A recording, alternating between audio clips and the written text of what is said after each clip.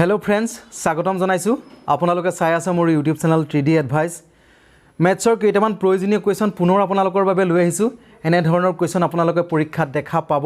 কোৱেশ্চনখিনি মই বাছি আনিছো আপোনালোকৰ বাবে সো দেৰি নকৰি মই মোৰ ভিডিঅটোলে আগবাঢ়িছো ফাৰ্স্ট কোৱেশ্চন এই ফিগাৰটো দিয়া আছে এই ফিগাৰটোত এংগল 2 = এংগল 3 = এংগল 4 যদি এংগল 5 ৰ মান 150 হয় তেন্তে এংগল 1 ৰ মান কি হ'ব অৰ্থাৎ এই কোণটোৰ মান দিয়া আছে সক এই কোণটোৰ মান দিয়া আছে 150 তেন্তে এই কোণটোৰ মান অৰ্থাৎ এংগল 1 ৰ মান কি হ'ব উলিয়াব লাগে কেনেকৈ কৰিম অতি সহজ ইয়াতে চাব আপোনালোকে এইটো এটা সৰল কোণ ঠিক আছে এইটো সৰল কোণৰ মাপৰ সমষ্টি কিমান হয় 180 ডিগ্ৰী হয় আৰু এইটো কোণৰ মান কিমান দিয়া আছে এইটো কোণৰ মান কিমান দিয়া আছে এংগল 5 ৰ মান 150 দিয়া আছে গতিকে আমি 180 ৰ পৰা 150 টু বিয়োগ কৰি দিম কিমান পাম 30 ডিগ্ৰী ঠিক আছে এই 30 ডিগ্ৰীটো কোনটো এংগলৰ মান হ'ব এংগল 4 ৰ মান হ'ব 30 ডিগ্ৰী ঠিক আছে এতিয়া চাব যদি এংগল 4 ৰ মান 30 ডিগ্ৰী হয় তেন্তে 3 মানো 30 ডিগ্ৰী হ'ব আৰু 2 মানো 30 ডিগ্ৰী হ'ব কিয় সমান হ'ব ইয়াত লিখা আছে এংগল 2 এংগল 3 এংগল 4 সমান এতিয়া চাব এতিয়া এংগল 1 ৰ মানটো আমি অতি সহজে উলিয়াব পাৰিম এইটো এটা সৰল কোণ ঠিক আছে এইখিনিৰ পৰা ইয়ালৈকে এটা সৰল কোণৰ মাপৰ সমষ্টি কিমান হয় 180 ডিগ্ৰী হয় আৰু 180 ডিগ্ৰীৰ পৰা আমি এই দুটা এংগল বিয়োগ কৰি দিম ঠিক আছে 30 60 আমি ইয়াৰ পৰা বিয়োগ কৰি দিম = কিমান পাম = 120 পাম আৰু 122 হ'ব ৰাইট আনসাৰ আশা কৰোঁ আপোনালোকে ধুনীয়াকৈ বুজি পাইছে এনে ধৰণৰ কোৱেশ্চন পৰীক্ষাত আহিব ডাইৰেক্ট এইটো ফিগাৰ নাহিলেও এনে ধৰণৰ কোৱেশ্চন আহিব আৰু অতি সহজে কৰিব পাৰিব নেক্সট কোৱেশ্চন এইটো এটা প্ৰয়োজনীয় কোৱেশ্চন এটা সমবাহু ত্ৰিভুজৰ বৰ্হিকোণৰ মাপ অৰ্থাৎ x কোণৰ মাপ কিমান উলিয়াব লাগে অৰ্থাৎ এইটো এটা সমবাহু ত্ৰিভুজ দিয়া আছে এই সমবাহু ত্ৰিভুজটোৰ বৰ্হিকোণ x ৰ মান কিমান উলিয়াব লাগে সমবাহু ত্ৰিভুজৰ প্ৰত্যেকটো বাহুৰ মাপ সমান আৰু কোণবোৰৰ মান কিমান হয় 60 ডিগ্ৰীকৈ হয় প্ৰত্যেকটো কোণৰ মান 60 ডিগ্ৰীকৈ হয় আৰু ত্ৰিভুজৰ বাহিৰৰ কোণ অৰ্থাৎ বৰ্হিকোণৰ মাপ দূৰত থকা অন্তঃকোণ দুটাৰ মাপৰ সৈতে সমান হয় অৰ্থাৎ এই কোণ দুটাৰ মাপৰ সৈতে সমান হয় গতিকে x ৰ মান কি হ'ব x ৰ মানটো হ'ব 60 ডিগ্ৰী প্লাস 60 = 120 ডিগ্ৰী হ'ব ৰাইট আনসাৰ নেক্সট কোৱেশ্চন অতি সহজ কোৱেশ্চন কিন্তু প্ৰয়োজনীয় কোৱেশ্চন x কোণৰ মান কি হ'ব উলিয়াব লাগে এই x কোণৰ মান কি হ'ব উলিয়াব লাগে এটা বৃত্তৰ কেন্দ্ৰস্থ কোণটো বৃত্তস্থ কোণৰ দুগুণ হয় কেন্দ্ৰস্থ কোণটো বৃত্তস্থ কোণৰ দুগুণ হয় গতিকে এই x কোণৰ মানটো কি হ'ব কেন্দ্ৰস্থ কোণৰ আধা হ'ব গতিকে x কোণৰ মান কিমান হ'ব 90 ৰ আধা 45 ডিগ্ৰী হ'ব ৰাইট আনসাৰ আশা কৰোঁ আপোনালোকে ধুনীয়াকৈ বুজি পাইছে নেক্সট কোৱেশ্চন এইটো এটা প্ৰয়োজনীয় কোৱেশ্চন এটা বৰ্গৰ বাহুৰ মাপ 20% কম কৰিলে কালিৰ কি পৰিৱৰ্তন হ'ব উলিয়াব লাগে আমি ট্ৰিক্সত কৰিম বৰ্গৰ কালি কি হয় বৰ্গৰ কালি বাহু দুটাৰ পূৰণফল অৰ্থাৎ a * a এতিয়া চাব 20% কম কৰিলে 20% কম কৰিলে 120 কম কৰিলে কিমান হ'ব 80 হ'ব * 80 কৰক 0 কটা গ'ল 8 গুণ কিমান 64 এই 64 টো 100তকৈ কিমান কম 100তকৈ 36 কম গতিকে 36% কমিব কালি কমিব আশা কৰোঁ আপোনালোকে ধুনীয়াকৈ বুজি পাইছে নেক্সট কোৱেশ্চন এইটো এটা প্ৰয়োজনীয় কোৱেশ্চন অতি সহজ কোৱেশ্চন এটা বৰ্গৰ বাহুৰ মাপ 15 মিটাৰ হ'লে কৰ্ণৰ মান কিমান হ'ব উলিয়াব লাগে এটা বৰ্গৰ বাহুৰ মাপ দিয়া আছে 15 মিটাৰ কৰ্ণৰ মান কিমান হ'ব উলিয়াব লাগে অতি সহজ কোৱেশ্চন কৰ্ণ = কিমান হয় বাহু পূৰণ √2 গতিকে মানটো কিমান হ'ব বাহু দিয়া আছে 15 √2 হ'ব কৰ্ণৰ মান অতি সহজ কোৱেশ্চন মই পিছৰটো কোৱেশ্চনলৈ গৈছো এটা বৰ্গৰ কালি 144 বৰ্গ মিটাৰ হ'লে বাহুৰ মাপ কিমান হ'ব উলিয়াব লাগে বৰ্গৰ কালি কি হয় বৰ্গৰ কালিৰ ফৰ্মুলাটো হৈছে a² = কিমান দিয়া আছে 144 বৰ্গ মিটাৰ দিয়া আছে গতিকে a = কিমান হ'ব √144 আৰু 144ৰ বৰ্গমূল কি হয় 12 12 144 গতিকে বাহুৰ মাপ কিমান হ'ব 12 মিটাৰ হ'ব ঠিক আছে 12 মিটাৰ হ'ব বাহুৰ মাপ নেক্সট কুৱেশ্যন অতি সহজ কুৱেশ্যন এটা বৰ্গৰ বাহুৰ মাপ a হলে কালি কি হ'ব কালি কিমান হয় বাহু দুটাৰ পূৰণফল অৰ্থাৎ a * a = a² হ'ব কালি আৰু বৰ্গৰ পৰিসীমা কি হয় বৰ্গৰ পৰিসীমা 4a অৰ্থাৎ চাৰিটা বাহুৰ যোগফল নেক্সট কুৱেশ্যন এইটো এটা প্ৰয়োজনীয় কুৱেশ্যন এখন বৰ্গাকাৰ পাৰ্কৰ বাহুৰ মাপ 40 মিটাৰ এই পাৰ্কত 20 সেন্টিমিটাৰ বৰ্গাকাৰ কিমান টাইলছ লাগিব উলিয়াব লাগে অতি সহজ কুৱেশ্যন প্ৰয়োজনীয় কুৱেশ্যন প্ৰথমে কি কৰিব আপোনালোকে বৰ্গাকাৰ পাৰ্কখনৰ আপোনালোকে কালি উলিয়াওক কালি কিমান হ'ব 40 * 40 কিন্তু ইয়াৰ লগত আমি দুটা শূন্য এড কৰিব লাগিব কাৰণ টাইলছৰ একক সেন্টিমিটাৰত আছে আৰু পাৰ্কখনৰ একক মিটাৰত আছে গতিকে 100 100 পূৰণ কৰিব লাগিব তলত কি হ'ব 20 * 20 এটো আমি সমাধান কৰিম এতিয়া চাব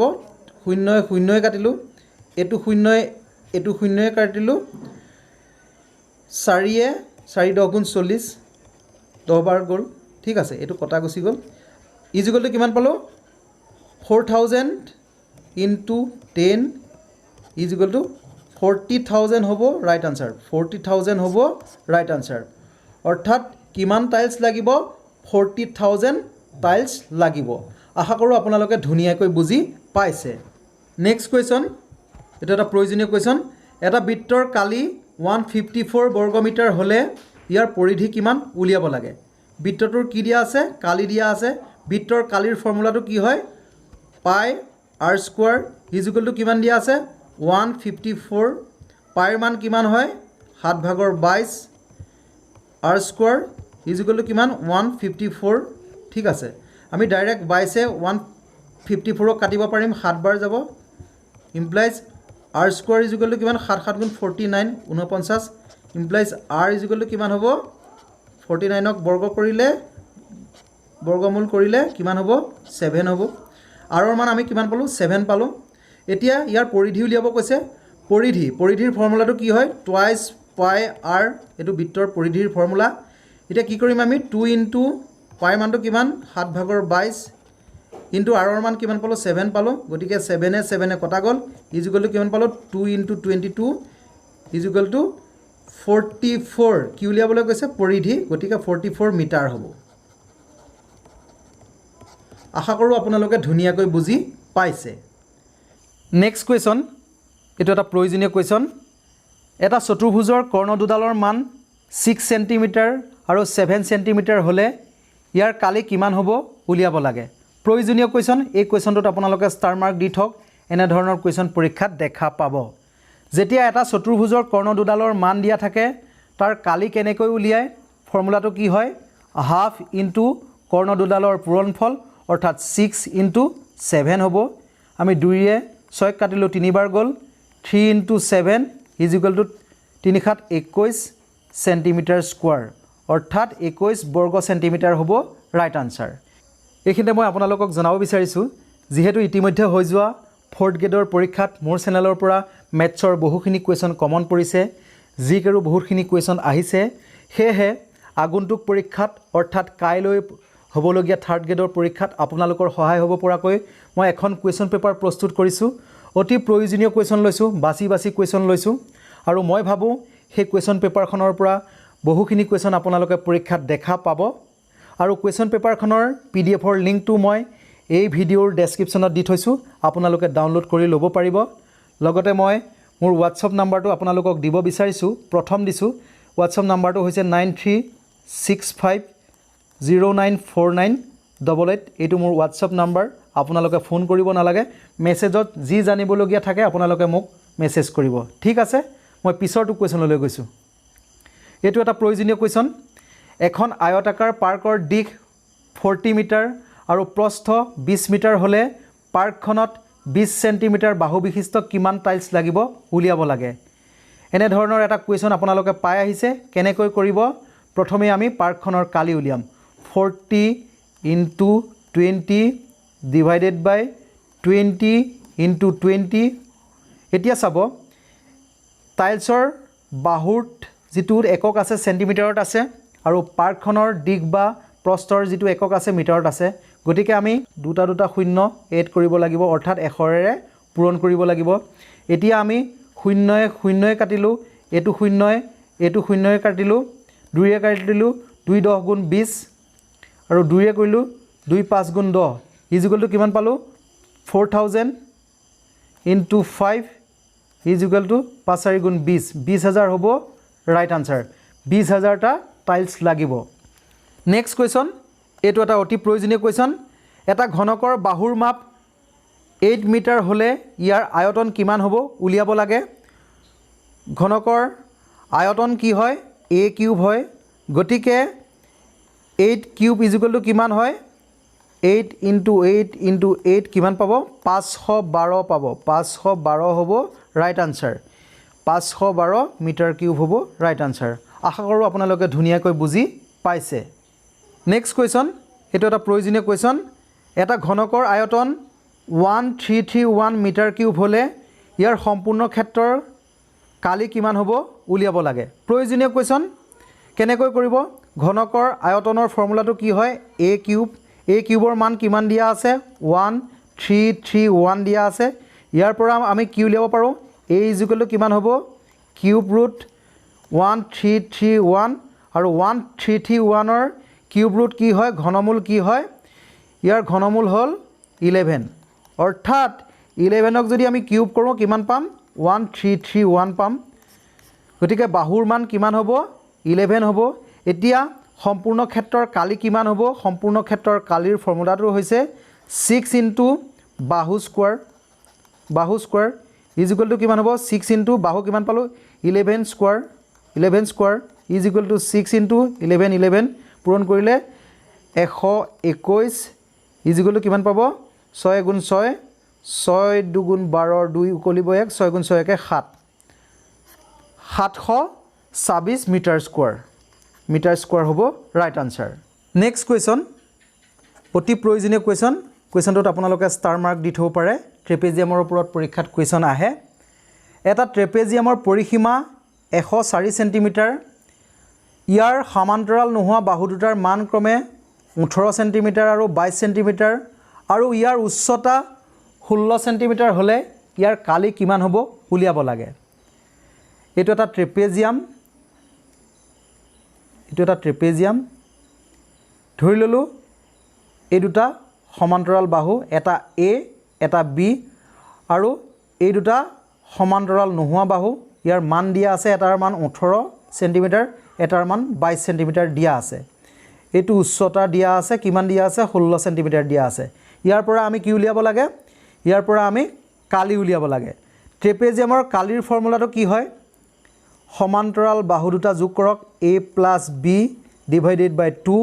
ইনটু h এটো হ'ব ট্ৰেপেজিয়ামৰ কালিৰ ফৰ্মুলা এতিয়া ইয়াত কি দিয়া আছে ট্ৰেপেজিয়ামৰ পৰিসীমা দিয়া আছে পৰিসীমা মানে এই বাউন্ডাৰীটো দিয়া আছে গতিকে চাব কেনে ধৰণেৰে কৰিম a + b + 18 + 22 ইয়াৰ মান কিমান দিয়া আছে 104 দিয়া আছে ঠিক আছে ইয়াৰ পৰা আমি a + b ৰ মানটো ডাইৰেক্ট উলিয়াব পাৰো ইজ ইকুৱেল টু কিমান হ'ব 104 মাইনাস এই দুটা যোগ কৰি বিয়োগ কৰিব লাগিব কিমান পাম এই দুটা যোগ কৰিলে 40 পাম ইয়াৰ পৰা বিয়োগ কৰি দিলো 104 ৰ পৰা 40 বিয়োগ কৰিলে কিমান পাম আমি 64 পাম গতিকে a + b ৰ মানটো কিমান পালো 64 এতিয়া আমি এই কালিৰ ফৰ্মুলাটোত বহাই দিম অতি সহজে ওলাব কালিৰ ফৰ্মুলাটো কি হয় মই এটো দাগটো মাৰি লৈছো a + b ৰ ঠাইত আমি 64 পাতিলো 64 ডিভাইডেড বাই 2 ইনটু h ৰ মান কিমান দিয়া আছে 16 দিয়া আছে 2 ৰে কৰিলো 2 8 গুণ 16 আৰু 64 ইনটু 8 কৰিলে ইজ ইকুৱেল টু কিমান পাম আমি অতি সহজ কোৱেশ্চন 512 পাম এককটো কিহত আছে সেন্টিমিটাৰত আছে গতিকে সেন্টিমিটাৰ স্কয়াৰ হ'ব আশা কৰো আপোনালোকে ধুনিয়াকৈ বুজি পাইছে মই শেষৰটো কোৱেশ্চনলৈ গৈছো এটো এটা প্ৰয়োজনীয় কোৱেশ্চন যদি এটা বৰ্গক্ষেত্ৰৰ কালি 9 সেন্টিমিটাৰ আৰু 3 সেন্টিমিটাৰ যুক্ত এটা আয়তৰ কালিৰ হৈতে সমান হয় তেন্তে বৰ্গক্ষেত্ৰটোৰ প্ৰতিটো বাহুৰ মাপ কিমান হ'ব উলিয়াব লাগে। এটা বৰ্গক্ষেত্ৰৰ বৰ্গৰ কালি কি হয় a square is equal to কাৰ সৈতে সমান 9 চেণ্টিমিটাৰ আৰু 3 চেণ্টিমিটাৰ যুক্ত এটা আয়তৰ কালিৰ সৈতে সমান। আয়তৰ কালিৰ ফৰ্মুলাটো কি হয় L ইনটু B। গতিকে 9 ইনটু 3 হ'ব। ঠিক আছে, এতিয়া ইয়াৰ পৰা আমি a স্কোৱাৰৰ মানটো কিমান পাম 9 3 গুণ 27 আৰু এটা বাহুৰ মাপ কিমান পাম a ইজ ইকুৱেল টু √27। ইয়াত কি উলিয়াবলৈ কৈছে প্ৰতিটো বাহুৰ মাপ কিমান √27 চেণ্টিমিটাৰ।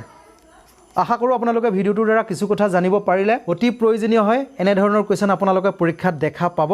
আৰু যদি আপোনালোকৰ মোৰ ভিডিঅ'টো চাই ভাল লাগিল তেন্তে লাইক কৰিব, কমেণ্ট কৰিব, শ্বেয়াৰ কৰিব আৰু মোৰ চেনেলটোলৈ যদি কোনো নতুনকৈ আহিছে তেন্তে মোৰ চেনেলটি ছাবস্ক্ৰাইব কৰি থ'ব। ধন্যবাদ।